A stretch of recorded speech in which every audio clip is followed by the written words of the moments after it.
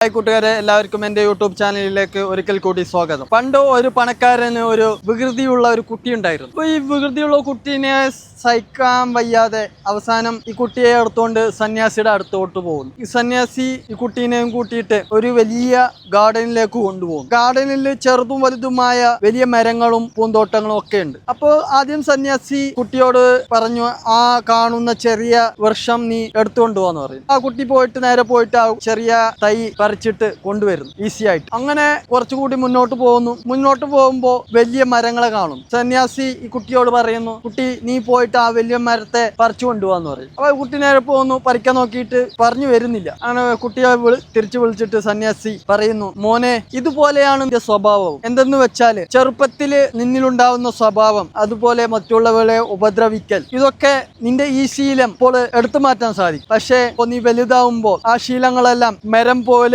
വളർന്ന് അതിന്റെ വേരുകളൊക്കെ മണ്ണിലൊക്കെ ആഴ്ന്നിറങ്ങിയാൽ പിന്നെ ആ ശീലങ്ങൾ ഒരിക്കലും എടുത്തു മാറ്റാൻ സാധിക്കില്ല. അപ്പോൾ ചൊട്ടയിലെ ശീലം ചുടലവലെ എന്നാണല്ലോ. നമ്മള് ചെറുപ്പത്തിൽ ശീലിച്ച കാര്യങ്ങൾ വലുതാകുമ്പോൾ അത് കണ്ടിന്യൂ ചെയ്യുന്നു. അപ്പോൾ ചെറുപ്പത്തിൽ നമ്മൾ കുരുത്തക്കേടുകൾ ചെയ്യുമ്പോൾ മാതാപിതാക്കൾ നമ്മളെ തിരുത്തി തരുമ്പോൾ അത് അനുസരിച്ച് ജീവിക്കുന്ന കുട്ടി വലുതാകുമ്പോഴും നല്ലൊരു അന്തരീക്ഷത്തിലേക്ക് പോകും. അടുത്ത വീഡിയോയുമായി ഞാൻ വീണ്ടും വരാം. നന്ദി, നമസ്കാരം.